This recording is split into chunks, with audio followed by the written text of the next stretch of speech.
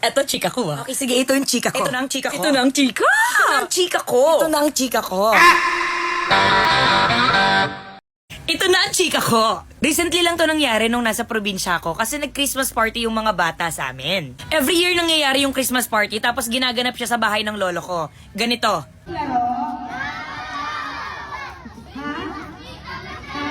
Eh di ginawa nila akong host. Pero dahil medyo paus nga ako that time, yung tita ko muna yung nagpalaro. Ang nilaro nila ay Bring Me. Churut, churut, churut. Bring me! Ampaw! Inulit pa daw niya. Bring me! Ampaw! Eh di may bata daw, dali-dali daw siya tumakbo. Sabi niya, ako!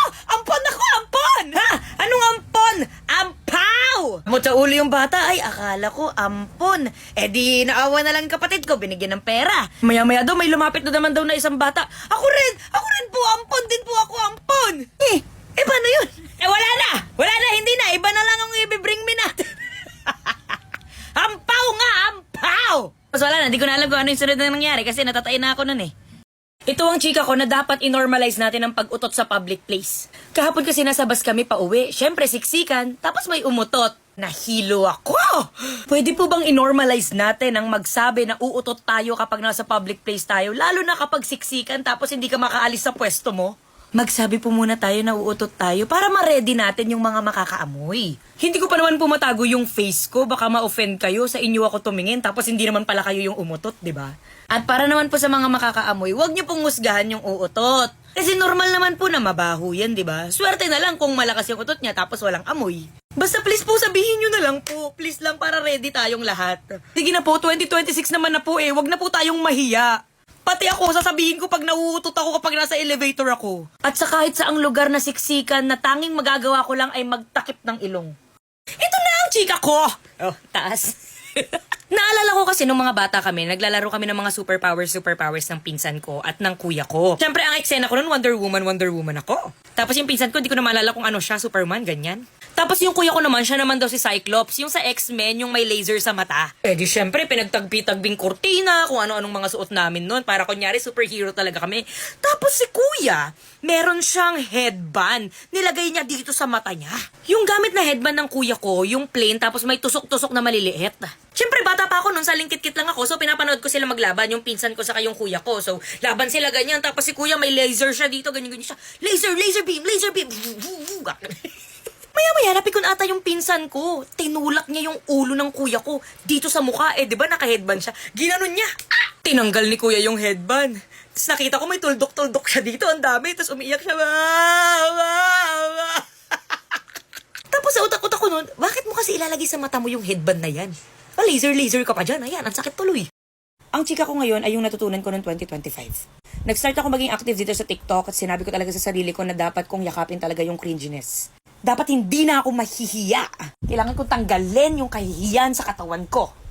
At sobra grabe yung tinulong niya sa mentalidad ko. I mean, para siyang naging sagot sa lahat ng tanong ko. Like, bago ako ulit mag-TikTok, lagi kong tinatanong yung sarili ko, ano nang nangyayari sa buhay ko? Ano nang ginagawa ko? Anong pangarap ko? Ano bang gusto kong mangyari? Bakit ako ganito? Bakit wala akong pera? Bakit ganyan? Dagdag mo pa yung pressure sa edad ko na i-stress ako. Grabe, sobrang down ko. Pero sabi ko sa sarili ko, wala na akong pakialam, gawin natin tong video na to. Sige na, go. At ito ako ngayon nagsasalita sa harap ng kamera. Hindi ko alam kung bakit, pero ito yung gusto kong gawin. Kailangan mo talagang yakapin eh. Kailangan mong tanggapin sa sarili mo na cringe ka at walang mali doon. Ang pinapoint out ko lang talaga is kailangan mo talagang yakapin yung kahihiyan mo, yung cringiness mo, kasi magiging maganda yung buhay mo. Maganda yung buhay in a way na magiging masaya ka. At sa kahit anong aspeto ng buhay yan, love, career, relationship, kahit ano pa yan, connection, lahat. Itong chika ko ay high school experience na hindi ko makakalimutan. May dalawa akong teacher na pinahiya talaga ako sa room. Yung unang teacher, strict siya, tapos parang everyday siya may pa-recitation, tapos pag di ka nakasagot, parang ipapahiya ka niya. Tapos siya din yung tipo ng teacher na hindi ko gusto yung energy. Basta natatakot ako sa kanya. Tapos turo-turo siya, ganyan. Kaya maya bigla niya akong tinawag. Tapos sa kanya binato yung question. Nagulat ako, tapos na-pressure ako, tapos hindi ko alam yung isasagot ko. Eh, pag hindi ka nakasagot, hindi ka pwedeng umupo. Eh, di ganyan lang ako, nakatayo lang ako ganyan, tapos naghihintay siya sa akin ng sagot, tapos bigla siyang nagsalita. Eh, that time, kalat sa school na nag-start na ako mag-modeling, nagpa-pageant ako, ganyan-ganyan. Tapos since nakatayo ako, tapos hindi ko talaga alam yung sagot, bigla siyang nagsalita. Sabi niya sa harap ng klase na tahimik, ano, Vinyas, ganyan-ganyan ka na lang? Tapos bigla siyang rumarampa. Tapos yung mukha ko, parang indirect niyang sinasabi sa akin na, puro ganito na lang tayo, wala tayong ganito. Diyos ko, ang pikon ko, simula nun hindi ako nagre-review sa subject niya. Third year high school yung nangyari, tas ito fourth year high school.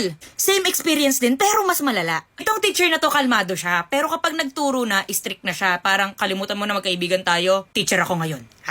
Ganun siya. Eh di seryoso siya, nagtuturo. Chirurut, eme. Bigla niyang sinabi, what are those? What are those? Gumanon siya. Natawa ako kasi meme yun before yung what are those eh. Tapos tumingin ako sa katabi ko, sabi ko, what are those? Gumanon ako sa paa niya. Tapos tumawa siya.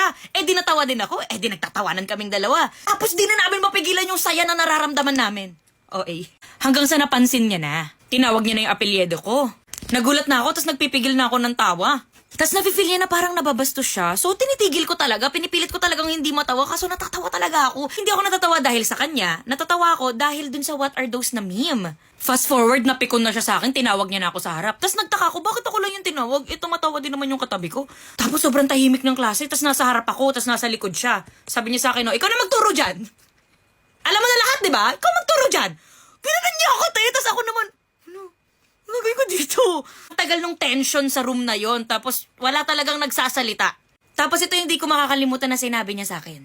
Vinyas? Puro ganda na lang? Buti sana kung mayroon ding Ganun niya ako! Pero di niya tinuloy yung hindi niya sinabi. Pero syempre alam ko na kung ano na yon. Tapos na-hurt ako. Ang sakit parang grabe. Tinatry ko naman mag-aral Hindi lang talaga ako interesado sa subject mo. At saka hindi naman siya yung tinatawanan ko. Para pwede pag-explainin mo muna ako. After nun, sinabi niya yon.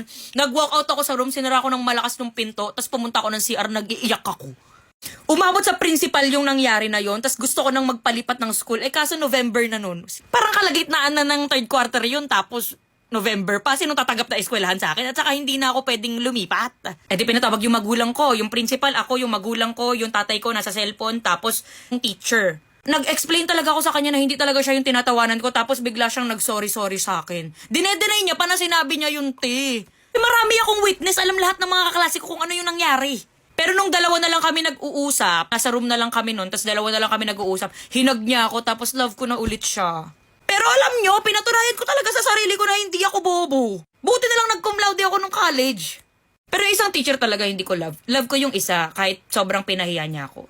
Love ko pa din siya. Yung isa hindi. Ito na ang chika ko. Naalala ko na naman nung high school ako tapos Valentine's Day. Bali section B ako tapos yung kaklase ko may nililigawan sa section A.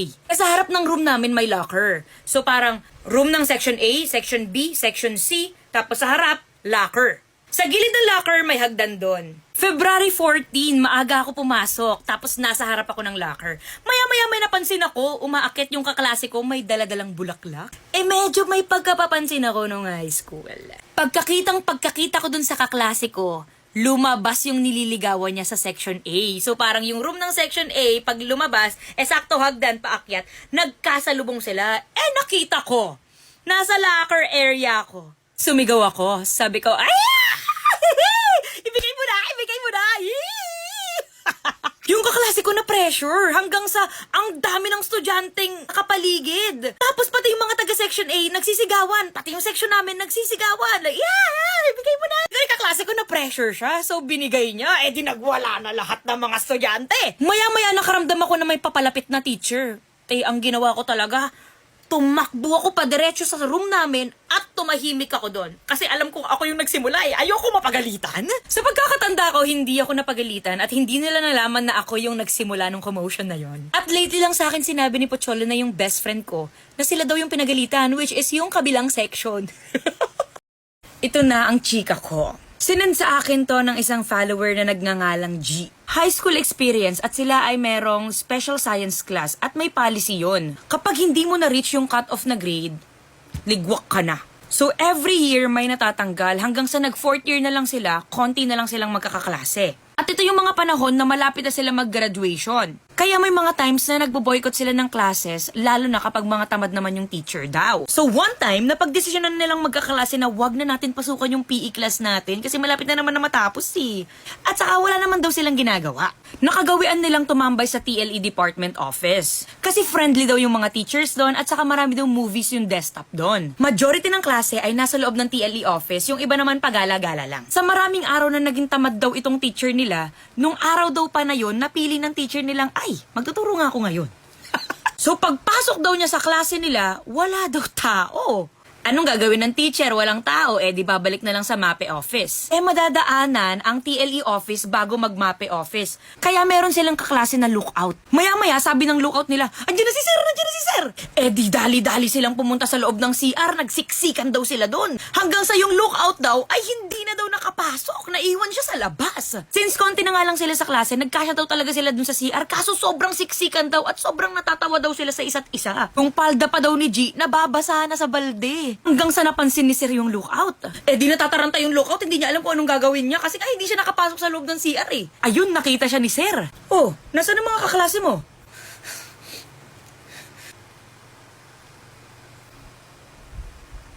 Guys, labas na kayo dyan. Nandito na si Sir. Labas na kayo dyan. Nakita niya na tayo.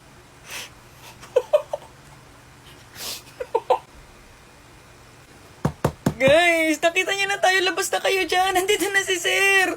Hindi daw talaga sila lumabas, as in. Yung lookout nagpapanik na kasi wala talagang lumalabas. Di yung teacher, nagbilin na lang daw ng activity at umalis na din. Paglabas daw nila ng CR, pinagalitan daw nila yung lookout. Kasi ba naman, be, hindi naman kami nakita, ikaw lang naman yung nakita. Bakit ka kumakatok-katok dito sa CR na to? Kasi ba't mo kami papalabasin? Ano ba? Kakaloka to. Pero kudos talaga dun sa lookout, no? The best ka. Ito na ang chika ko! Ang chika na ito ay sinend sa akin ng isang follower na nagngangalang Jasmine. Ito daw ay nangyari noong 2025 at sinalubong daw nila ang Christmas. Nakatatlong 4 na daw sila nang iniinom nun. Maya-maya daw may biglang dumating at may daladalang 3 red horse. At yung dumating na yon ay yung nakakausap niya na si Inyel. Siyempre, bilang papansin na babae daw siya at lakas-lakasan sa inuman, hindi daw talaga siya nagpatinag. Nakisali pa daw siya sa inuman. Pero wait, parang nakakaramdam na daw siya ng pagkahilo. Hanggang sa ang huli niyang alaala ay ang pagkahiga niya. At ito na, nagkwento na daw sa kanya yung mga kaibigan niya. Kuy, Beno ka ba naman? Nakakahiya ka? Nanghihingi ka ba naman ng kiss kay Inyel? Inyel, kiss mo ko please, Inyel. Inyel, kiss mo ko. Hindi niya na daw talaga maalala lahat. Hanggang sa nagsusuka na daw siya. Ang nagpapasuka daw sa kanya that time, si Inyel. Hanggang sa sobrang tahimik daw ng lahat at sumusuka siya, bigla daw siyang napautot. At ganito daw ang nangyari. Gano. Ayun, hindi niya raw alam kung tanda rin ba ni Inyel yung mga nangyayari ng mga panahon na yun kasi sobrang nakakahiya. Kahit ako naman din mahihiya, ba't ka naman ang hihingi ng kiss? Chika ko sa inyo nung sumali ako ng pageant tapos nadapa ako sa stage. Di ayan na, nagpalit na ako pang swimwear. Tapos habang inaayusan ako, lumapit yung mentor ko. Sabi niya sa akin, Marge, mag-ingat ka sa extended na stage. Maraming natatapilok. Di ako naman si competitive at saka nape-pressure na din. Opo, sige po. Hindi dapat ako madapa. Okay, sige. Noted. Yung mga panahon na yon, grabe yung fantasy ko. Feeling ko nasa ibang mundo ako tapos ako lang yung pinakamaganda. Hanggang sa ayan na, tinawag na ako. Tapos, rampa-rampa na ako. Feeling ko, ganda-ganda ko talaga. Tapos, nalagpasan ko siya. Kaso, nung pabalik na ako, doon ako nadapa. Nagsigawan lahat ng mga tao. Sabi nila, ay! Ito yung video. Since nakatalikod ako, tapos nakadapa na ako, sabi ko talaga sa sarili ko, dapat hindi ka magmumukhang mahina. Dapat yung pagtayo mo, maganda pa din. Tapos, pagbalik mo, dapat, hindi ka dapat muna mag-out. Dapat, umikot ka muna, tapos ipakita mo sa kanilang lahat na dapat palakpakan ka. Sobrang okay.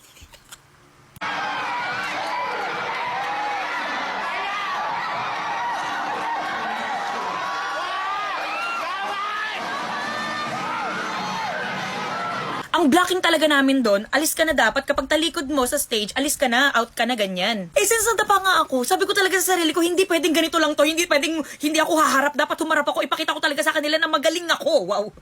Dapat i-redeem ko yung sarili ko, dapat titigan ko sila na, ako to, kahit nadapa ako, tumayo ako. Gusto kong makita nila ako na hindi ako napahiya. Napaka-uwi. Ayun, best in swimwear pa nga, tapos nag-first runner-up pa. Ito, Saka ito. Wow. Chika ko sa inyo kung paano ako nagkaroon ng peklat sa mukha. Ayan, Lunchtime kasi yon. Tapos, after namin kumain, lumabas yung kapatid ko. Syempre, nagtaka ako, ba't kaya siya lumabas? Sige nga, sundan ko nga siya. Bata pa ako nito, siguro mga 8 years old. Sa bahay kasi namin before, paglabas mo, siguro mga 72 steps, may lawa dun. So, nung sinusundan ko yung kuya ko, nandun siya sa may lawa. Nasa likod niya ako. Hindi niya alam na nandun ako. Kumuha siya ng mahabang stick. Sa dulo ng stick na yon, may nakakawit na alambre. Since hindi niya nga alam na nasa likod niya ako, hinagis niya yung alambre. Kumawit dito, Kuti. Hindi niya nabato ng maayos yung kahoy kasi nga sumabit sa akin. Doon lang niya na-realize na may tao sa likod niya. Paglingon niya, nandun ako, duguan. Napansin niya na may tumutulong maraming dugo sa baba ko. Wala akong naaalala na masakit, ganyan. Hindi ko nararamdaman. Wala talaga akong nararamdaman ng mga panahon na yun. Pero yung kapatid ko, si Kuya, grabe yung iyak niya. As in. Sa pagkakatanda ko talaga, grabe talaga yung iyak niya, ti. As in, malala, parang namatay ako, ganun. Parang gustong-gusto niyang patawarin ko siya kahit hindi ko naman alam kung ano yung nangyayari. Ganun. Kasi nga bata nga ako eh. Nakatayo lang ako nun, tapos siya hinahawakan niya yung ganito, sinasalo niya lahat ng dugo na kaya niyang masalo talaga sa baba ko. Tapos wala ako talagang nararamdaman. Umiiyak lang talaga yung kapatid ko, yun lang naalala ko, umiiyak siya. Tapos umuwi na kami ng bahay, nakaganyan pa din siya sa akin. Tapos ayun, dinala ako sa ospital, tapos sabi ng doktor, wag daw tatahiin kasi papangit daw yung ganito ko. So hindi siya tinahi. So pinlasteran lang siya, parang nakaganyan ako. Ganyan na ganyan. Tapos lahat ng kinakain ko sabaw. As in, hindi ko talaga mabuka yung bibig ko, nakaganyan lang ako. Siguro for like a week, ganun.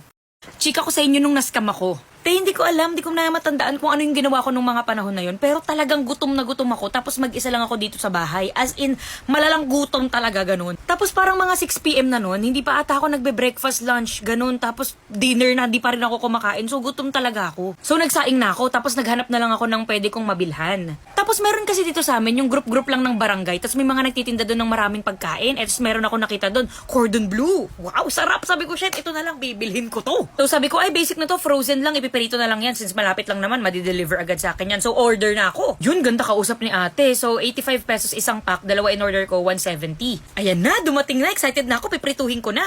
Sakto dumating na din yung girlfriend ko. So excited na din siya, binuksan niya yung cordon bleu. Ang baho. Parang pabulok na, sobrang baho. Tapos pagkatingin ko, may itim na.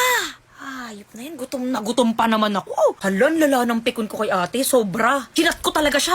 Siyempre, mabait naman ako kausap. Sabi ko, ate, bakit naman pumabaho yung binigay niyo sa aming cordon bleu? Dalawa pa po yung in-order namin. Pwede pong pakikuha po ulit dito. Palitan nyo, dadagdagan ko na lang po yung delivery fee kung meron man po. Tapos sabi ko pa, kung hindi nyo po kayang bumalik dito, kami na lang po yung pupunta dyan. Palitan nyo lang po to. O kaya, ibalik nyo po yung 170 namin para makabili po kami ng bagong ulam. Ganon. Basta naansya na ako kasi, gutom na talaga kami. Si ate ayaw maniwala na bulok na yung tinda niya, sinendamin yung picture. Tapos, sabi niya, hindi po si Ryan, hindi po yan mabaho. Hala, sabi ko, paamoy ko sa inyo, saan kayo nakatira? Si ate di na nag-reply, wala na siyang pakialam, porket nakabenta na siya. Grabe ang nginig ko, nanginginig na ako sa galit, nanginginig pa ako sa gutom. Sabi ko sa kanya, ate, pag di ka nag-reply, ipopost kita. Ala, hindi ka nag-reply! Ala, sobrang pikon ko kay ate. Sabi nga nila, di ba?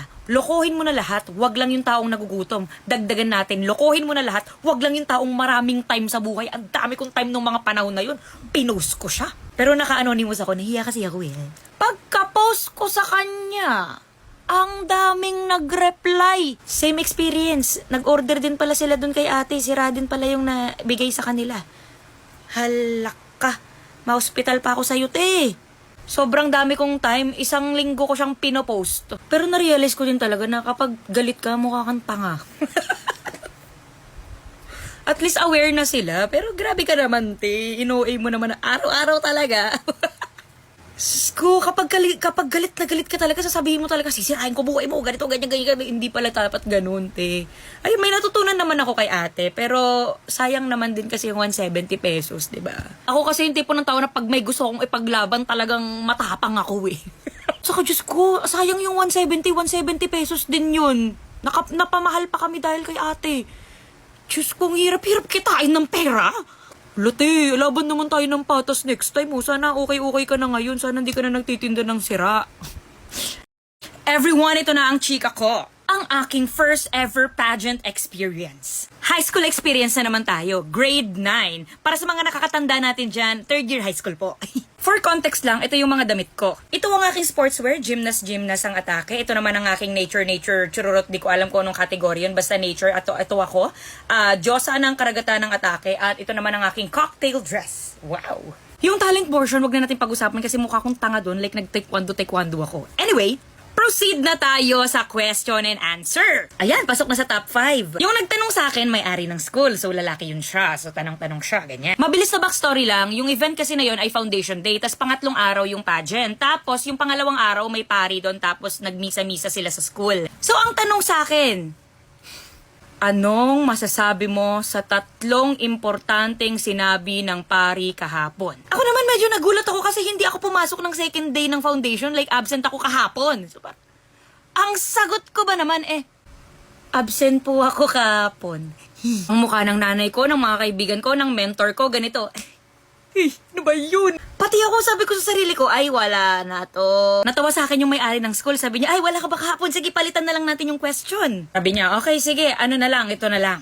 Kung ikaw ay magwewelga, ipapaalam mo ba to sa pamahalaan, sa eskwelahan, at sa iyong mga magulang? Be, ang utak ko nun, malamang ipapaalam kasi kaya ka nga magwewelga para malaman ng maraming tao. Like, di ba yun yung point? Since bagets pa ako noon, 15 years old, sabi ko na lang, hindi ko po alam.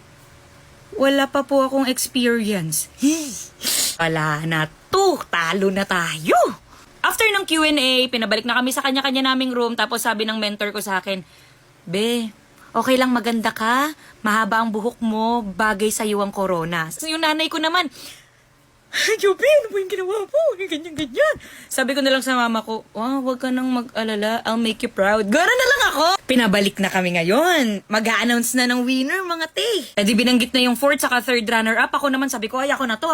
Di binanggit yung pangalan ko, yung itsura ko ganito. Gulat ako kasi ano to? Bakit tumabot ako dito? Magsa-second runner-up pa ba ako? Magpa-first runner-up pa ba ako? Ano yan? Hanggang sa binanggit na din second runner-up. Ay, andun pa din ako, te. 2 na lang kami natira. Ang babanggitin na ay yung title, Miss St. Joseph School of Lawang Bato 2015. Pagkabanggit sa pangalan ko, Marjorie Benyas! Oh! Ako yung nanalo! Luto. Te, alam nyo, hindi siya luto kasi ganito yung nangyari. Sobrang ganda ko. Ako yung naiibang lakad. Ako yung naiibang heels. Ako lahat ng naiiba. Like, ang ganda-ganda. Wala sa criteria yung Q&A. Parang ang nangyari kasi sa Q&A, 80% ganda, 20% answer. Hindi ko alam. Nakuha mo lahat. Nakuha ko lahat yung 80% eh. Hindi siya luto. Ito yung picture ko. Nanalo rin pala ako ng Best in Cocktail Dress. Tapos, after ng announcement na yan, lumapit sa akin yung kaklase ko. Kasi mga ano sila, CAT officers. Tapos sabi sa akin ng kaklase ko, sila kasi yung nagkukuha ng mga resulta, ganyan. Shoutout sa'yo, Angel or Grace. Hindi ko alam kung sino sa inyong dalawa yung nagsabi sa akin. Pero sabi nila sa akin, Marge, alam mo ba, hindi pa nagko-Q&A, tapos na mag-grade yung mga judges, tapos ikaw na yung pinakamataas.